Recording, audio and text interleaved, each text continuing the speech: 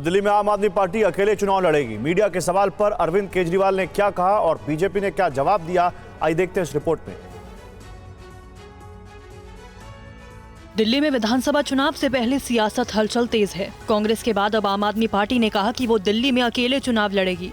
आप संयोजक अरविंद केजरीवाल ने आज जो ऐलान किया, तो विधानसभा चुनाव की अब सुगबुगाहट शुरू हो गई है, गठबंधन की लगातार बातें चल रही हैं, तो क्या दिल्ली में कोई गठबंधन नहीं होगा? वहीं बीजेपी ने कहा कि इस बार दिल्ली की जनता ने आम आदमी पार्टी को हटाने का मन बना लिया है। आपसे बीजेपी में शामिल हुए कैलाश गहलोत ने कहा कि आप और कांग्रेस साथ में लड़े या अलग लड़े, इससे कोई फर्क नहीं पड़ता है। इस बार आई थिंक दिल्ली वासियों ने पूरा मन बना लिया है। कांग्रेस चाहे अलायंस करें आम आदमी पार्टी के साथ ना करें, उससे कोई खास फर्क नहीं पड़ने वाला।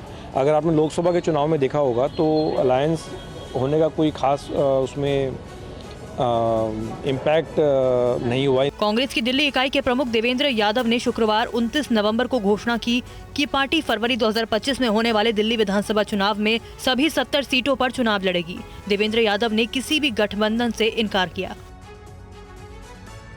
इधर आप विधायक नरेश बालियान की गिरफ्तारी के बाद दिल्ली में सियासी संग्राम मचा हुआ है। बीजेपी ने इसे बड़ा मुद्दा बना लिया है, तो आम आदमी पार्टी ने कहा है कि गिरफ्तारी राजनीति से प्रेरित है। आप विधायक नरेश बालियान को आज कोर्ट में पेश किया गया। उन पर वसूली के आरोप हैं। बीजेपी अब इस मुद्दे के बहाने दिल्ली सरकार को घेर रही है। बीजेपी ने कहा कि दिल्ली में चल रहे कट मनी सिस्टम का जल्द खुलासा होने वाला है। दिल्ली की सरकार रंगदारी की सरकार है, ये तो वसूली सरकार है। अब तक हम भ्रष्टाचारी कहते थे, लेकिन ये वसूली और रंगदारी की सरकार है। आम आदमी पार्टी विधायक बालियान की गिरफ्तारी को राजनीति से प्रेरित बता रही है। केजरीवाल ने कहा कि बालियान खुद वसूली के पीड़ित हैं। कल हमारे एक एमएलए को गिरफ्तार कर लिया गया।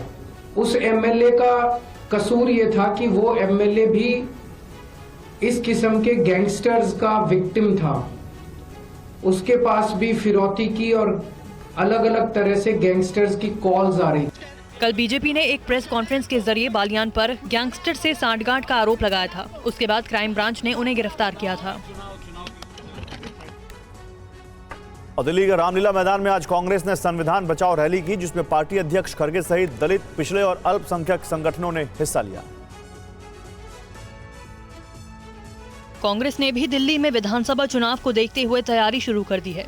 संविधान बचाओ रैली में शिरकत करने पहुंचे कांग्रेस अध्यक्ष खड़गे ने बीजेपी पर समाज को बांटने का आरोप लगाया और कहा कि बीजेपी जातिगत जनगणना का इसलिए विरोध करती है क्योंकि उसे गरीब और पिछड़ों की चिंता नहीं है। आज 3-4 करोड़ से भी ज्यादा लोग गुरु नानक के उसूलों पे चलते हैं, और ये सब जब डिटर्मिनेशन होता है, जब हम एक होके काम करते हैं, तो उस वक्त ये हासिल कर सकते हैं। धर्मों में झगड़ा, जातियों में झगड़ा, एक जाति को उठाएंगे शेड्यूल कास्ट में, दूसरे जाति को नीचे करेंगे। दिल्ली में न्याय यात्रा के बीच संविधान बचाओ अभियान के सहारे कांग्रेस दिल्ली में अपनी जमीन भी तलाश रही है, ताकि विधानसभा चुनाव में मजबूती के साथ मैदान में उतरा जा सके। और वायनाड पहुंची प्रियंका गांधी ने आज एक रोड शो किया। रोड शो के बाद उन्होंने क्या कुछ कहा, आइए दिखाते हैं इस रिपोर्ट में।